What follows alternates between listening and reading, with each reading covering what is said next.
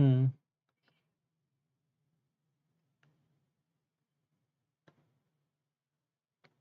ठीक है, देखते हैं, उसके एमसीक्यूज की भी कुछ प्रैक्टिस कर लेंगे। आ गया यहाँ पे, मुझे नज़र नहीं आ रहा। अच्छा ठीक है, ठीक है। इसमें दोनों है, इनकम स्टेटमेंट भी है और ये सिर्फ इनकम स्टेटमेंट है। अच्छा, ये आपका आ गया। और इनकम स्टेटमेंट कहाँ है? ये चले, पहले इनकम स्टेटमेंट देखते हैं ना, फिर बाकी काम करेंगे।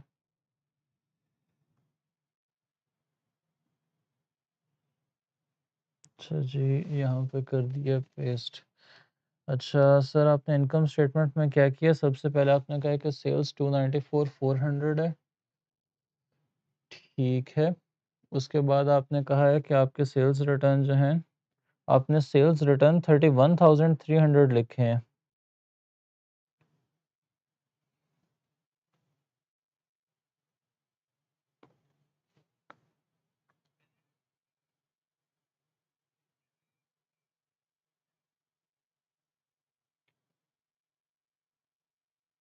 आप 5.5 की बात कर रहे हैं ना?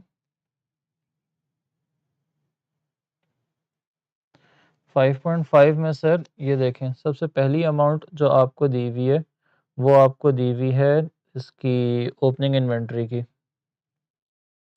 दूसरी अमाउंट आपको दी हुई है परचेजेस की। तीसरी अमाउंट आपको दी हुई है सेल्स की। कौन सी भला? ये जो आपने लिखी है, कितनी? 294,400। ठीक है।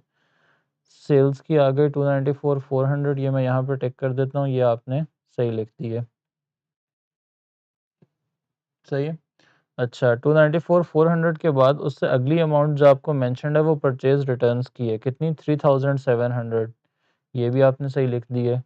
तो 294,400 लिख दिया, 3,700। उसके बाद परचेज रिटर्न के बाद लिखा हुआ है सेल्स रिटर्न 2,900।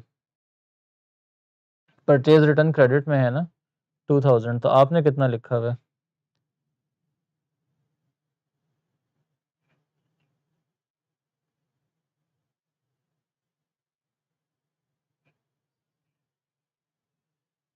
सर आपकी परचेज रिटर्न क्रेडिट में अमाउंट आ रहा है।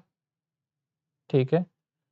परचेज रिटर्न का अमाउंट क्रेडिट में आएगा, ये पहला अमाउंट आपका क्रेडिट, जो सेल्स, और सेल्स के बाद दूसरा अमाउंट जो आपका क्रेडिट में आ रहा है।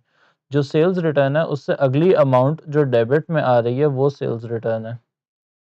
सॉरी, ये वाली 2,900।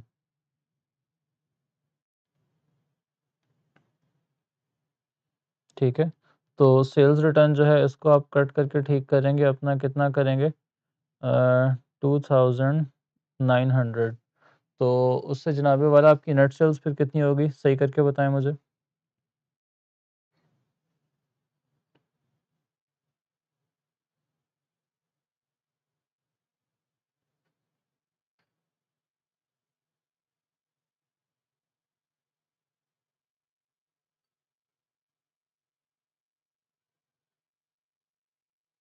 ठीक है जी, ये आपकी हो जाएगी 291,500। इसको ठीक कर लेंगे हम। नोट कर लिया सही अमाउंट को?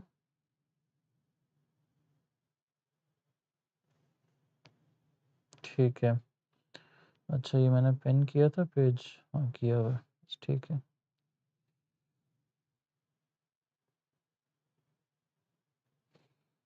हम्म। 291,500। अच्छा, उसके बाद सर आप ओपनिंग इन्वेंट्री कह रहे हैं कि आपकी आई है 25,600। ठीक है। परचेजेस आपकी आई हैं 184,700। ठीक है। परचेज रिटर्न्स आपकी आई हैं 3,700। ठीक है। और क्लोजिंग इन्वेंट्री 28,600। ठीक है, तो 178,000 ये ठीक आया। इसके नीचे सिंगल लाइन लगेगी सर। ठीक है। इसको करें ग्रॉस प्रॉफिट, दोबारा अपना चेक करें क्योंकि आपका सेल्स का फिगर चेंज हुआ।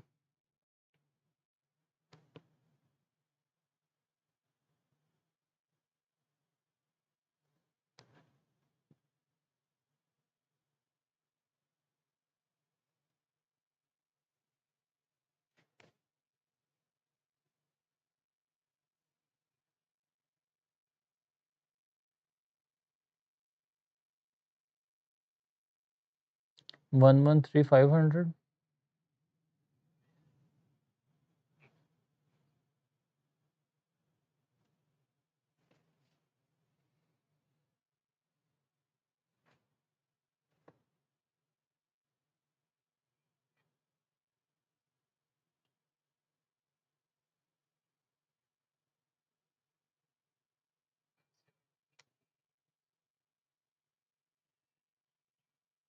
ये तो कॉस्ट ऑफ गुड्स सोल्ड है ना, वो सही है, उसको मैं कुछ नहीं कह रहा, मैं ग्रॉस प्रॉफिट दोबारा कैलकुलेट करने का कह रहा हूँ।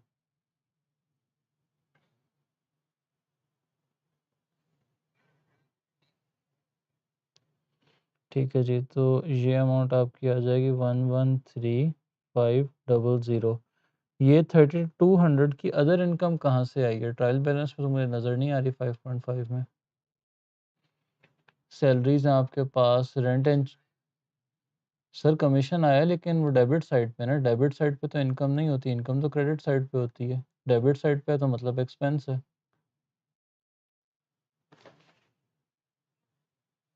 डेबिट साइड पे एक्सपेंस आते हैं ना, तो ये कमीशन आपकी अदर इनकम नहीं है, ये आपका एक्सपेंस है।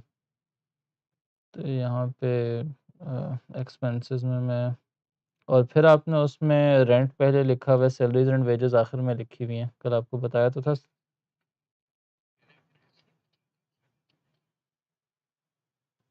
ठीक है। और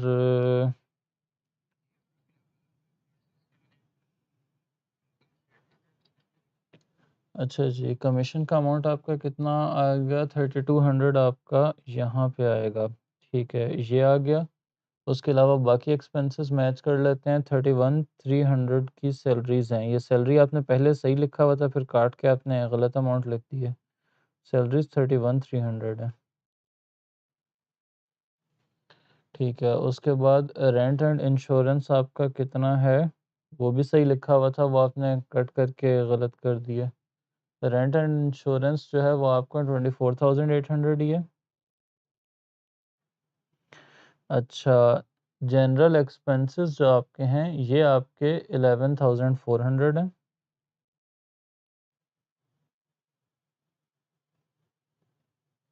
और कमीशन आपका 3,200 है एक्सपेंस। ये दोबारा से अपने एक्सपेंसेस रिकॉर्ड करें और इनका सही सम जो है वो नोट करके मुझे बताएं।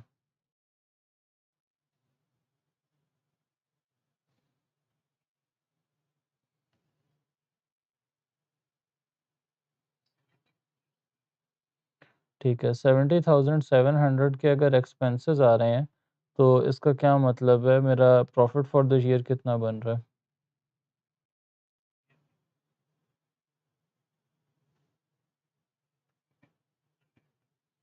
42,800। ठीक है सर, इसके नीचे डबल लाइन आ जाएगी। 42,800 ये हमने देख लिया। अब यहाँ से मैं इसको रिमूव कर रहा हूँ क्योंकि यहाँ से सिर्फ ये दो फिगर्स चाहिए हैं। 42,800 बेसिकली यहाँ से चाहिए क्योंकि इन्वेंट्री का तो मुझे यहाँ पे ट्रायल, हाँ, ट्रायल बैलेंस के बाद भी वो अमाउंट दिया हुआ है इन्वेंट्री फॉर द ईयर का। ठीक है, इनको इरेज करते हैं और स्टेटमेंट यहाँ ले आते हैं। ये क्या आ रहा है? ठीक है। अच्छा, इसमें जनाबे वाला एक तो आप सीधा सीधा अपना प्रॉफिट का जो अमाउंट है उसको ठीक कर दें।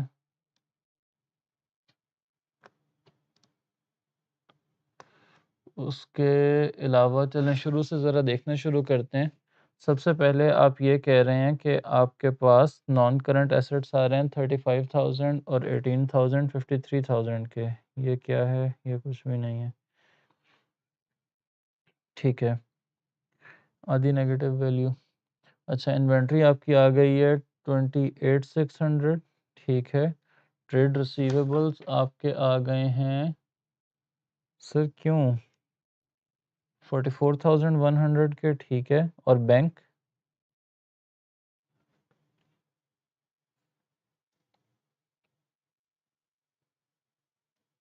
क्या हुआ सर? ट्रेड रिसीवेबल्स से ऊपर बैंक बैलेंस लिखा हुआ है सर, यहाँ पे हम अपना बैंक का अमाउंट लिखेंगे, कितना आ रहा है? बैंक का अमाउंट हमारा आ रहा है 11,400। तो 11,400 वो ऐड करेंगे। अब बताएं करंट एसेट्स का सम कितना बन रहा है, और इसके नीचे ये लाइन नहीं आएगी ये नॉन करंट एसेट्स के नीचे, क्योंकि अभी इसमें ये ऐड होगा ये अमाउंट।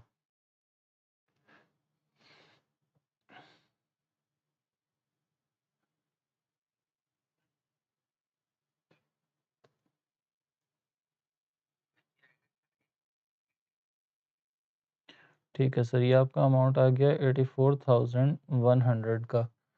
अच्छा, ये अमाउंट आ गया। अब टोटल एसेट्स का अमाउंट बताएं कितना आ रहा है?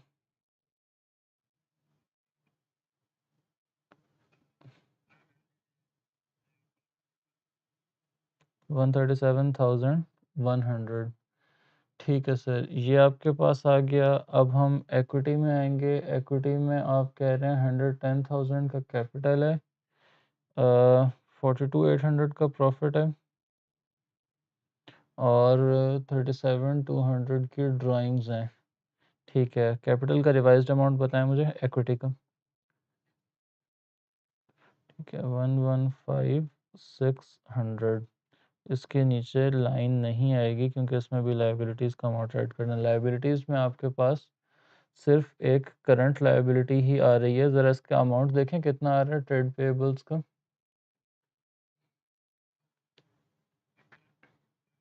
आपने कितना लिखा हुआ है सर?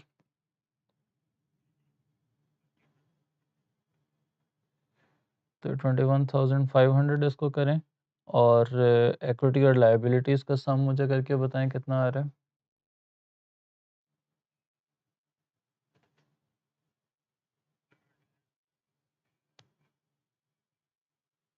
137,100। ठीक है सर, हो गया बैलेंस।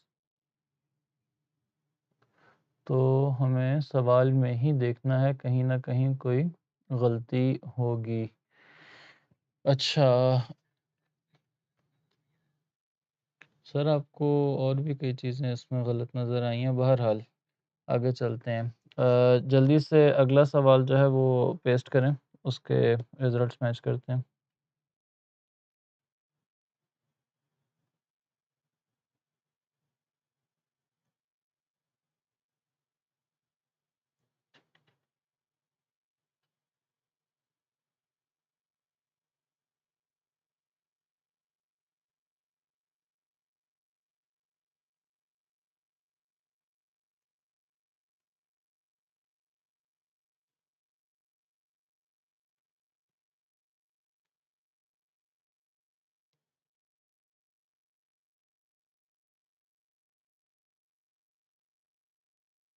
फिर पाकिस्तान से कोई आ नहीं रहा जिसके हाथ में बुक भिजवाऊँ, और आप आ रहे हैं।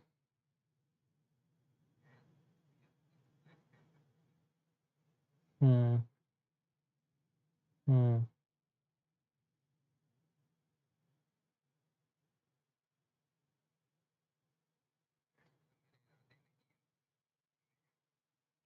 चलो, अल्लाह खैर करे। 5.6 जैसे ही पेस्ट होगा आप मुझे बताएंगे।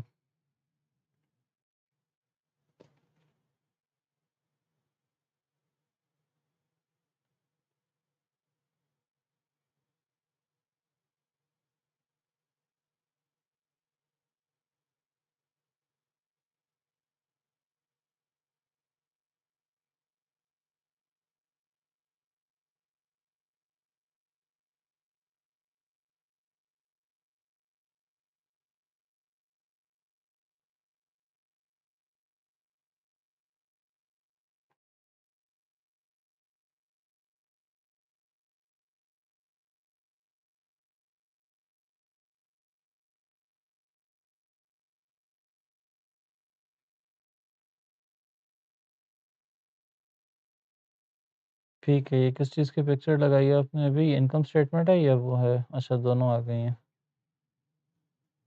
ठीक है। अच्छा जी, इसका ज़रा नाक नक्शा ठीक कर लें।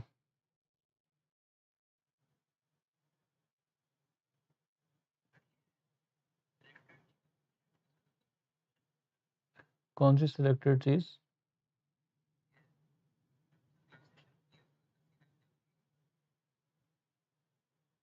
मैं समझा नहीं, क्या कह रहे हैं? यहाँ पे कॉन्सेप्ट बोर्ड में से कुछ हटाना है? शिफ्ट डिलीट नहीं हो रहा?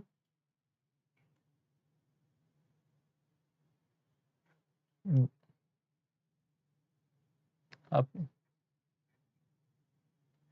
अगर खाली डिलीट करेंगे तो वो रिसाइकल बिन में चला जाएगा, शिफ्ट डिलीट करेंगे तो वो रिसाइकल बिन में भी नहीं जाएगा। ठीक है जी। चलो जी, अच्छा, अब सबसे पहले हमारा ग्रॉस प्रॉफिट गलत आ रहा है। ठीक है सर, सेल्स मेरी कितनी आ रही है? 189,700 आ रही है। ओपनिंग इन्वेंट्री मेरी आ रही है 18,900। ठीक है। उसके बाद मेरी परचेजेस आ रही हैं 134,200 की, ये भी ठीक है। रिटर्न इनवर्ड्स का मतलब है सेल्स रिटर्न हो रही है। तो सर ये 2,200, आपने इसको 3,200 क्यों लिखा है? रिटर्न इनवर्ड्स जो हैं, ये कितना है? 2,200 है ना? रिटर्न इनवर्ड्स का मतलब सेल्स रिटर्न, तो आपने इसको 3,200 क्यों लिखा हुआ है? आपने सेल्स और परचेज़ रिटर्न की अमाउंट्स जो हैं वो गलत, जहाँ सेल्स रिटर्न लिखना था वहाँ परचेज़ रिटर्न लिख दिए, और जहाँ परचेज़ लिखना था वहाँ सेल्स लिख दिए। रिटर्न इनवर्ड्स जो है सेल्स रिटर्न होता है। यहाँ पे आपका 2,200 आएगा, तो जनाबे वाला ये आपका बन जाएगा आई गेस 187,500। और यहाँ पे क्लोजिंग इन्वेंट्री आपकी कितनी है? 22,400, ये ठीक है। इसका मतलब है ये एक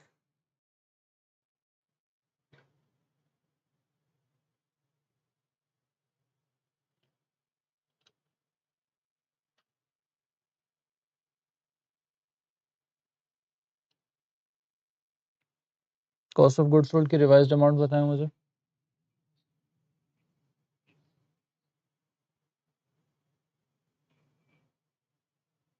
गलती समझ आ गई क्या किया आपने?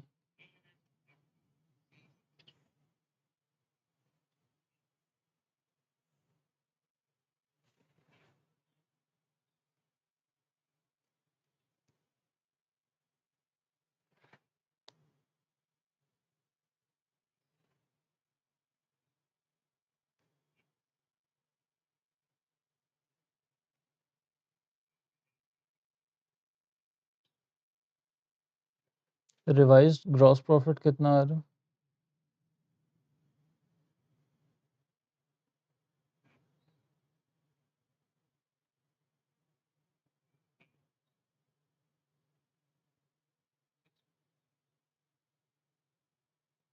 60,000 आना चाहिए।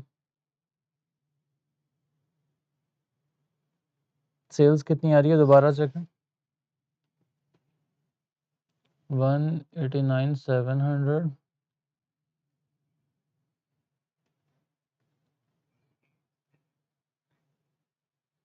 ठीक है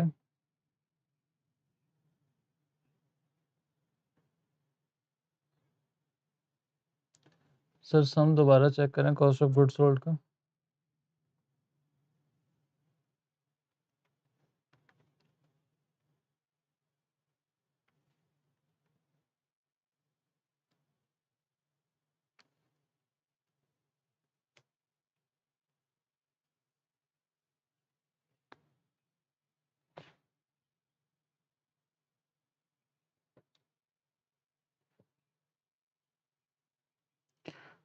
सर ये आपका 127,500 बनेगा।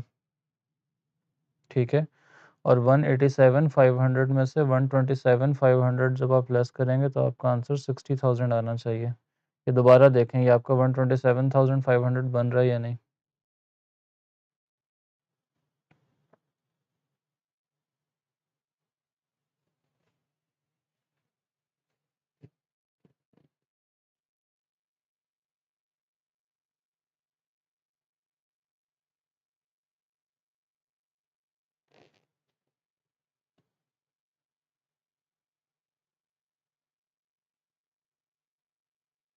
सर दूसरा खुद देखें ना, पहले आपका बन रहा था 128,500, आपने 2200 लेस किया हुआ था। मैं कह रहा हूँ 1000 और लेस कर दें, तो 128,500 में से 1000 और लेस कर देंगे तो आपका 127,500 बन जाएगा।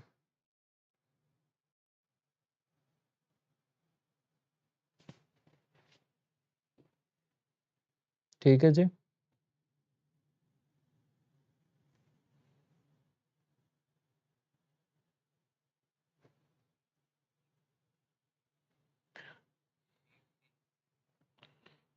60,000 डन।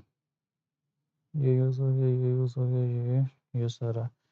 अच्छा जी, आगे land, building, motor vehicles, trade payables, cash, wages से शुरू होते हैं।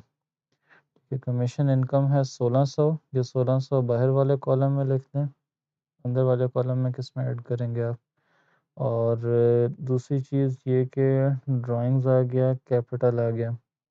वेजेस से हम बात शुरू करें सर, तो वेजेस हैं हमारी 18,200। Profit for the year, sorry क्या कह रहे हैं उसको? हाँ आ रहे हैं ना उस पर, आहिस्ता आहिस्ता एक एक करके, एक एक अमाउंट करके। नहीं नहीं नहीं, वो मैं सिर्फ उसमें रीड कर रहा था ट्रायल बैलेंस में क्या क्या फिगर्स दिए हुए। 18,200 आ गया, 2,400 रिपेयर्स आ गया, वैन रनिंग जो है 1,400 आ गया।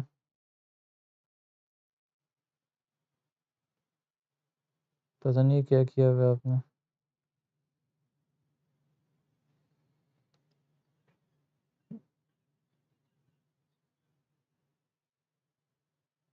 1,400 ये आ गया, फिर 2,100 आ गया, 4,500 आ गया।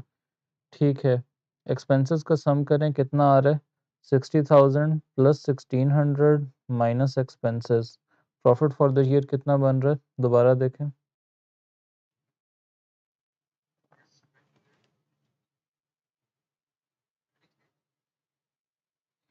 ठीक है, प्रॉफिट फॉर द ईयर आपका 33,000 से बनेगा। ठीक है, ये सारी चीज़ें सही हो गई हैं, इसको मैं रिमूव कर दूं, बैलेंस शीट पे आ जाएं।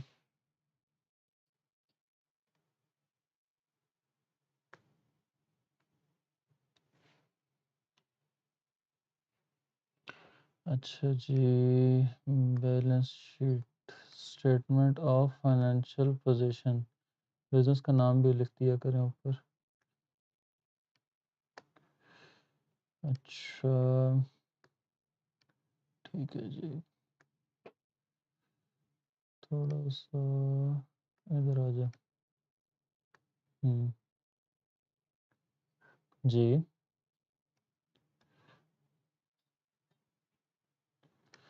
सर डिपेंड करता है, फ्री तो मैं होता हूँ, काम क्या है।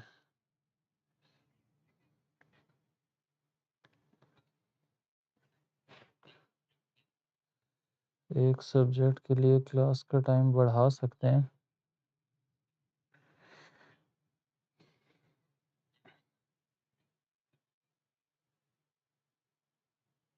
बिजनेस इकोनॉमिक्स थोड़ी सी होती है सर, बढ़ा तो दें लेकिन उस टाइम पे फिर आप सोए हुए होते हैं, आते नहीं हैं आप। मैं एक तो मेरे पास अपना फजर के बाद टाइम है, ठीक है। उसके बाद आपकी क्लासेस के बाद यूजुअली ये होता है कि शाम में उसको सारा को पार्क लेके जाना होता है, फिर घर वालों के काम होते हैं, फिर ये जो बाकी ये यूएई वाले बच्चे हैं, सऊदीया वाले, उनकी क्लासेस फिर आजकल तो नहीं है, आजकल समर ब्रेक है, लेकिन वो भी आगे सितंबर में नेक्स्ट मंथ से स्टार्ट हो जाएंगी। तो मेरे पास अभी हम्म हम्म हम्म ठीक है, ठीक है। हम्म,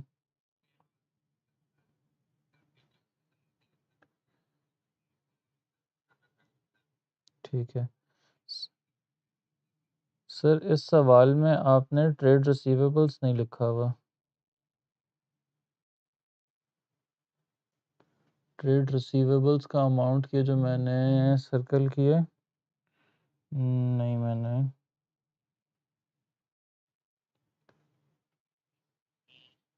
ठीक है, तो ये अमाउंट आपका यहाँ पे नहीं आ रहा करंट एसेट्स में, इसको ऐड करें, कितना है 25,200।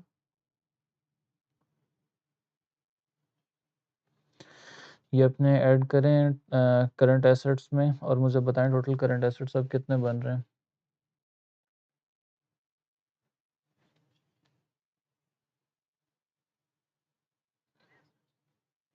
सर करंट एसेट्स का पहले बताएं ना क्या टोटल बन रहा है।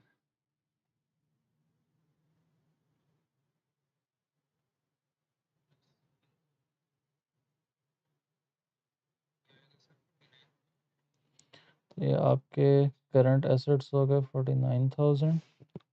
टोटल एसेट्स कितने बने सर।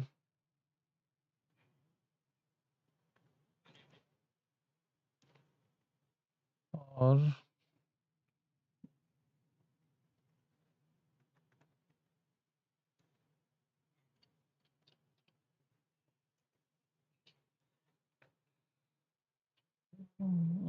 टू थाउजेंड, और प्रॉफिट फॉर द ईयर आपका कितना आ रहा है सर।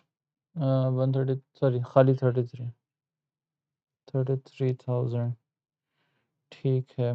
ओहो, ये मैंने ड्राइंग्स को कट करके लिख दिया, यहाँ नहीं लिखना।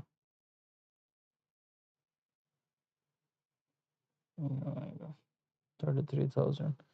ठीक है, तो इक्विटी आपकी कितनी बन जाएगी सर।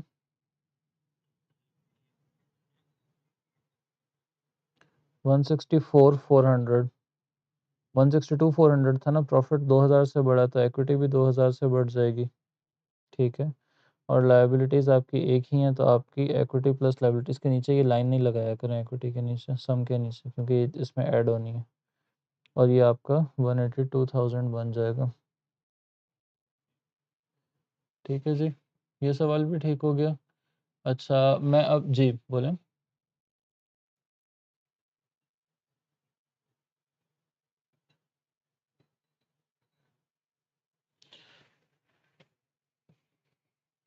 अम, हाँ जी, हो जाएगा मुनासिब, लेकिन वो मुनासिब तभी होगा कि जो मैं तो टाइम, हाँ एक तो आप आएंगे, और दूसरा ये होगा कि जितना काम दिया हुआ हो वो आप करके आएँ। अगर मुझे सामने बैठा के अपना होमवर्क करना है ना, तो वो बिल्कुल मुनासिब नहीं होगा। ठीक है। चलिए, अच्छी बात है, पहले से अच्छा कर रहे हैं काम आप, लेकिन मज़ीद बढ़ाएं इसको। टारगेट टारगेट बड़े खूबसूरत लेके आते हैं ना आप, 2 महीने में ए लेवल्स का पूरा 1 साल का सिलेबस करना, और सब्जेक्ट पे वो जो ज़िंदगी में पहले कभी नहीं पढ़ा। तो ठीक है सर, कुछ आप जोर लगाएं, कुछ मैं जोर लगाता हूँ। सर पाकिस्तान के जो 8 से 8:45, 8 to 8:45 जो है उस टाइम कर लेते हैं। लेकिन that would be as long as कि मेरी कोई और क्लास स्टार्ट नहीं होती। हाँ जी, क्योंकि कुड भी कि कुछ स्टूडेंट्स जो हैं वो अभी एक एक ने तो फॉर श्योर आ जाना है, फिर मैं उसका देखूंगा कि किस तरह उसकी किस टाइम क्लास कर सकता हूँ।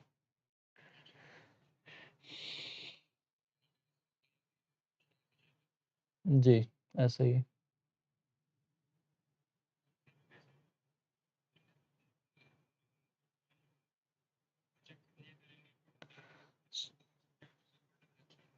सर वो तो मैंने आपको काफ़ी दफ़ा कहा था कि आप ये जो सुबह 10 से 11 वाला टाइम है, उस टाइम मुझे आप होमवर्क चेक करा दिया करें। वो आपने कहा भी था कि ठीक है मैं करवाऊँगा, फिर उसके बाद आप आए नहीं उस टाइम।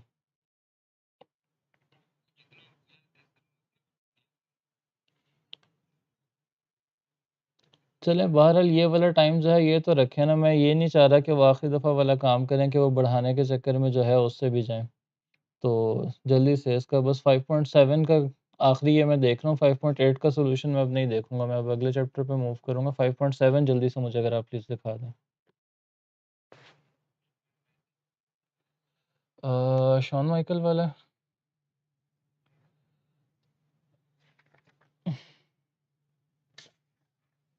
शॉन माइकल रेसलर है ना।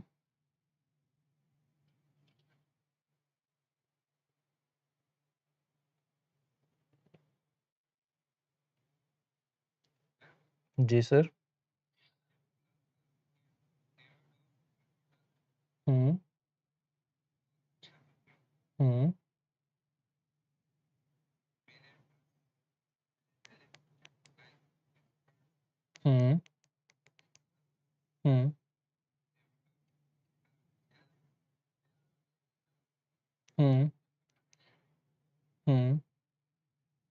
नहीं पसंद आया? हुँ, चलो ठीक है। कितने का पड़ा?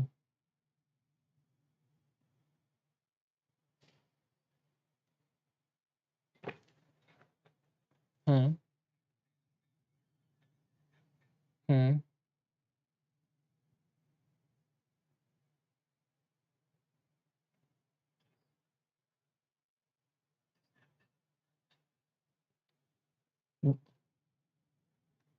तो 32 रियाल में 1 आए, 2 आए हैं? ठीक है, ठीक, चलो।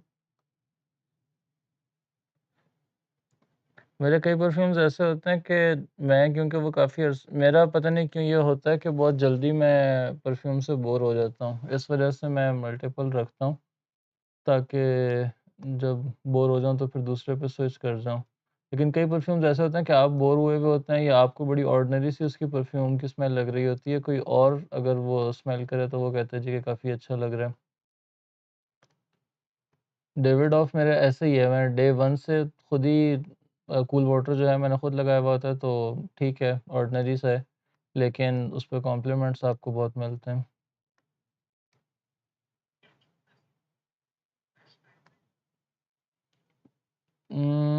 नहीं, थोड़ी स्मोकी सी लगती है मुझे।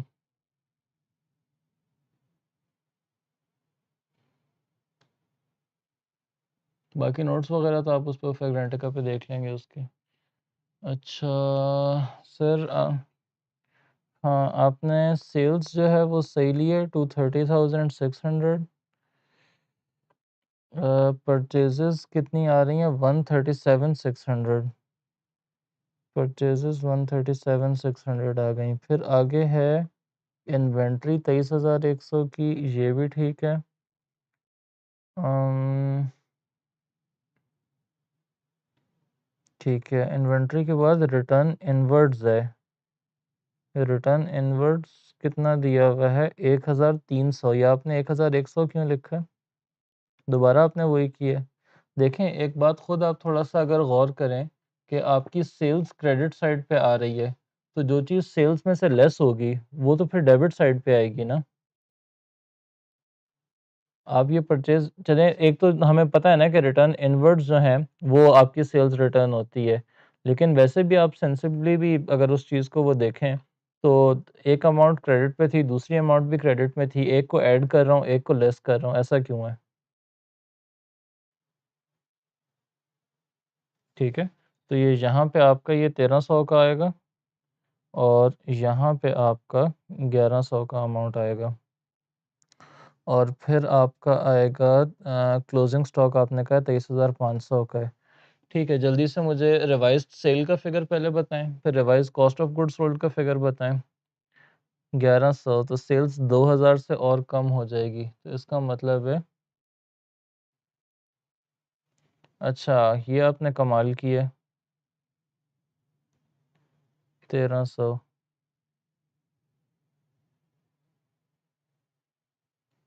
230, 600 आपने ये कितना लिखा हुआ है?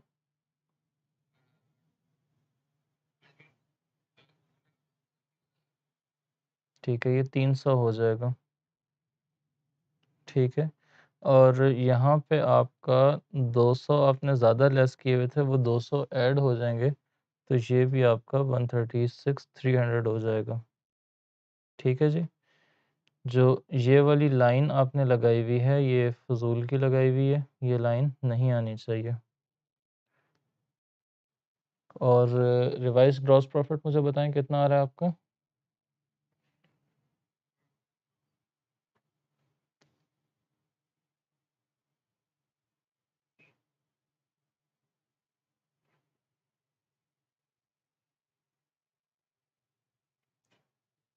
नहीं, नहीं, नहीं, नहीं, नहीं, नहीं, नहीं, नहीं, नहीं, नहीं, रुकें, कोई और भी मसला है। ये आपका 138 300 बनना चाहिए, दोबारा चेक करें।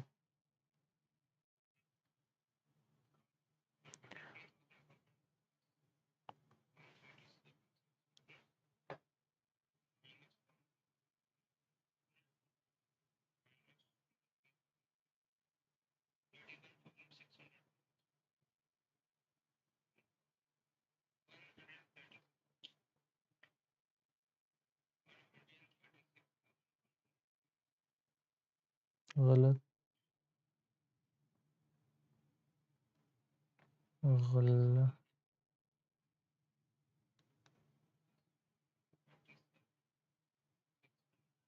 हुँ।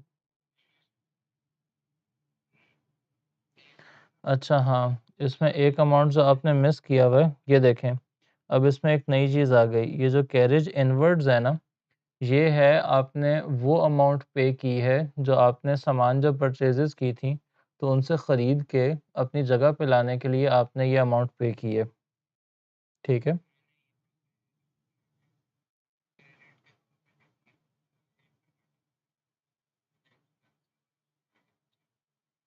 हाँ, ये वाला जो एक्सपेंस है ना, ये आपका एक्सपेंस है, ये आपने सही रियलाइज़ किए, लेकिन ये एक्सपेंस आपकी कॉस्ट ऑफ गुड्स सोल्ड का ब पार्ट बनेगा।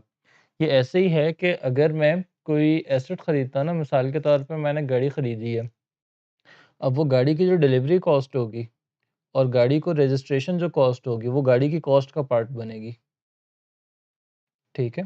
तो इसमें भी जब मैं अपने ये कॉस्ट ऑफ गुड्स सोल्ड जो चीज़ें मैं बेच रहा हूँ, उनको अपनी फैक्ट्री तक लाने के लिए और उनको कन्वर्ट करने के लिए जो भी मेरी कन्वर्जन कॉस्ट्स आ रही हैं, वो सारी उसका वो परचेज़ेज़ और वो उस कॉस्ट ऑफ गुड्स सोल्ड का पार्ट बनेगी,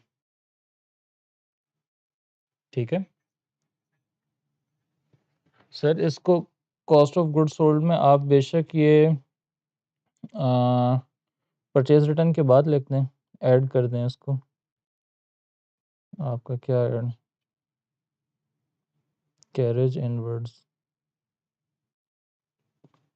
कितना आ जाएगा 2200। अब आपका ये अमाउंट जो है ये कितना बन जाएगा 138,300 बन जाएगा।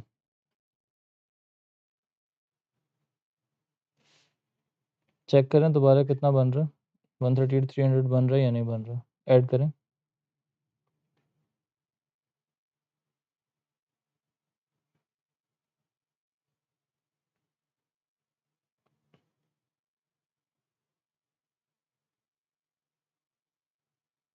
ये ऐड होगा माइनस नहीं होगा।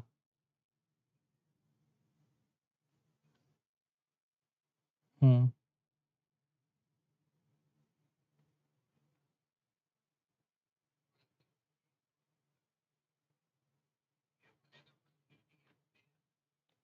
ठीक है। अच्छा इसको इससे ऊपर ही लिखें, पहले परचेजेस लिखें, फिर कैरेज इनवर्ड्स लिखें और उसके बाद परचेज रिटर्न, इस तरह कर लीजिएगा अगले सवालों में बहरहाल। ठीक है जी। अच्छा अगेन मैं रिपीट कर रहा हूँ कि ये एक्सपेंस है और ये वैसा ही एक्सपेंस है कि जैसे परचेजेस एक्सपेंस है, ठीक है? तो हम परचेजेस के लिए जो कैरेज इनकर कर रहे हैं, जो हम ट्रांसपोर्टेशन कॉस्ट इनकर कर रहे हैं, उसको परचेजेस के साथ ही ऐड करेंगे। और अब आपका ग्रॉस प्रॉफिट कितना बन जाएगा सर? 91,000 ग्रॉस प्रॉफिट बन जाएगा। फिर एक्सपेंसेस में वेजेस एंड सैलरीज आ जाएगी। अदर इनकम कहाँ है तो सही, लेकिन आपने यहाँ शो कहाँ की है?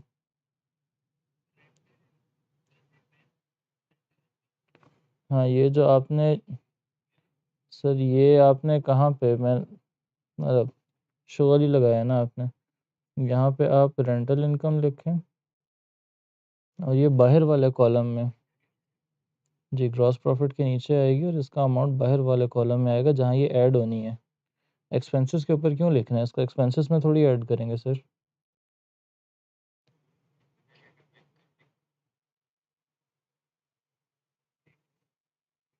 और एक्सपेंसेस के साथ बेशक लेस लिखने नहीं लिखना ना भी लिखें तो ये एक्सपेंसेस फिर इनर कॉलम में लिख के बाहर आके ये लेस हो रहे हैं एक्सपेंसेस, ठीक है? तो इसी वजह से अगर आप एक्सपेंसेस के ऊपर लिखेंगे तो तब ये इंडिकेशन जा रहा है कि आप परहैप्स उसको एक्सपेंसेस में ऐड कर रहे हैं, इस वजह से मैं मना कर रहा हूँ। और वैसे भी इसका फॉर्मेट भी नहीं है यहाँ लिखने का, बाहर ही लिखते हैं।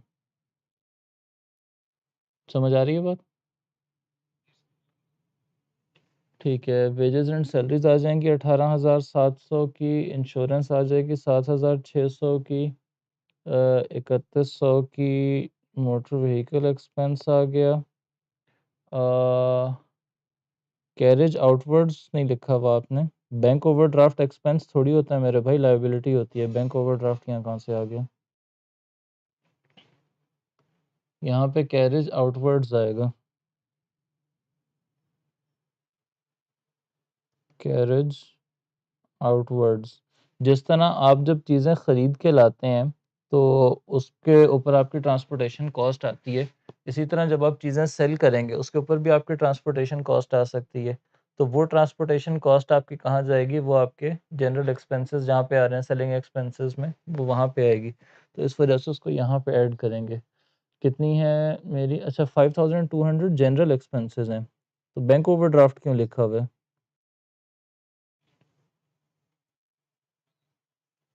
क्या? तो खाली उसका वो अमाउंट वो लिख दिया है, हेडिंग डाल दिया, अमाउंट नहीं लिखा। 1400 किसकी है? बैंक ओवरड्राफ्ट की है, बेड़ा गर्क। नहीं आएगी।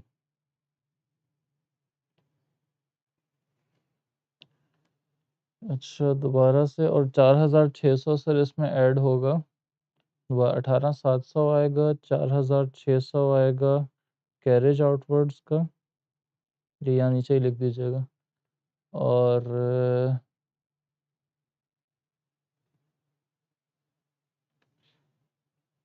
3100 और 5200, ठीक है। अब बताएं आपकी एक्सपेंसेस की टोटल अमाउंट क्या बन रही है?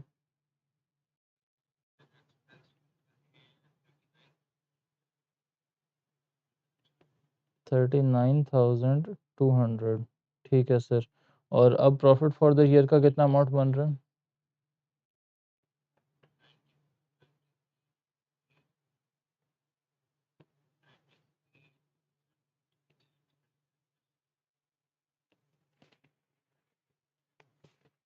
ठीक है sir, profit for the year आ गया 54,600।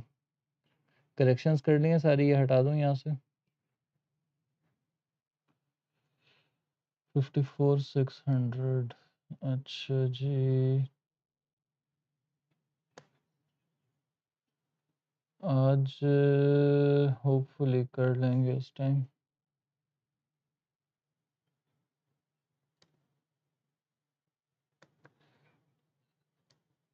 जी ले आए पानी। जी।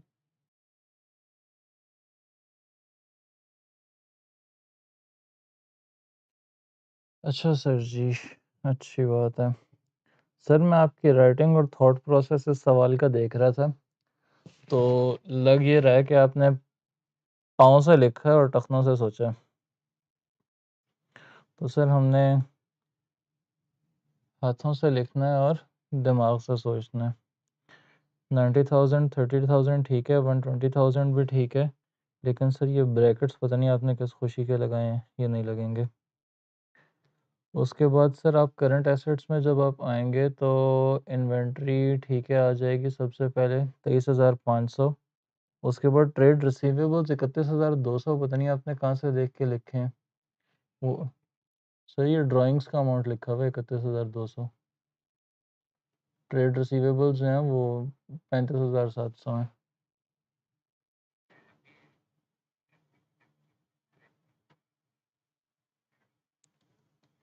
जल्दी से इसका सम करके बताएं कितना अमाउंट आ रहा है।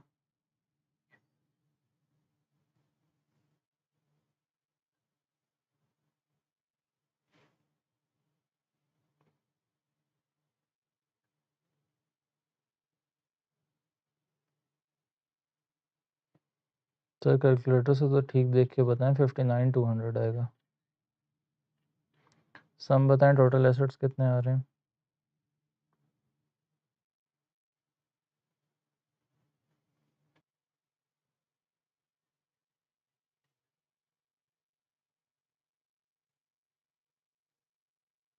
सर ये 179,200 बनेगा। अच्छा जी, जल्दी से आएँ। इक्विटी में ये कैपिटल की अमाउंट आपने यहाँ लिखी है, और कैपिटल की अमाउंट जो है वो एक 25,000 है। आपने जो है ट्रायल बैलेंस का सम जो है वो आपने कैपिटल की जगह लिखा हुआ है। सुभान अल्लाह। और ज़रा मज़ीद अगर टखनों का इस्तेमाल किया ही था, थोड़ा और कर लेते सोचने के लिए, तो जितने का कैपिटल आ रहा है उतने की ड्राइंग्स ही आ रही है, सेंस बनती है। जितने पैसे बिजनेस में डाले उतने ही निकाल दिए। अच्छा जी, तो जनाबे वाला कैपिटल की अमाउंट आपकी आ जाएगी 1,25,000। फिर आपकी प्रॉफिट फॉर द ईयर कितना था? 54,600। ड्रा ड्राइंग्स आपकी कितनी हैं? 31,200। ये दी हुई हैं 31,200। तो ये ड्राइंग्स लेस होंगी। रिवाइज्ड इक्विटी की अमाउंट जल्दी से मुझे बताएं।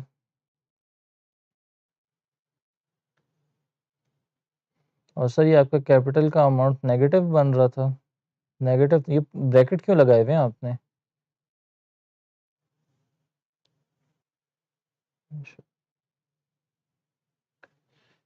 इक्विटी का रिवाइज्ड अमाउंट जल्दी से।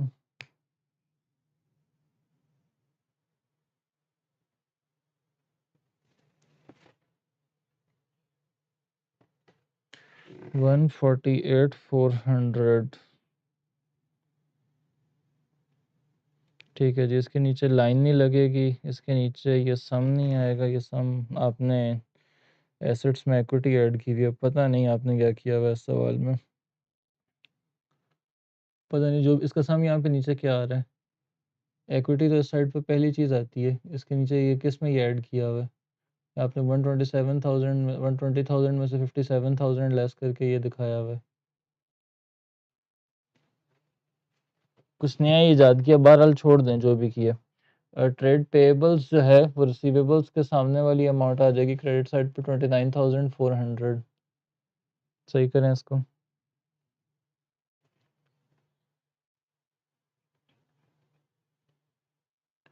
और कौन सा बैंक ओवरड्राफ्ट आएगा? सर बैंक ओवरड्राफ्ट मेरी लायबिलिटी होती है, ये कैरेज इनवर्ड्स एक्सपेंस होता है, ये नहीं आएगा। बैंक ओवरड्राफ्ट लायबिलिटी है कितने की? 1,400 की। ऐड करें कितनी बन रही है लायबिलिटीज़? 30,800।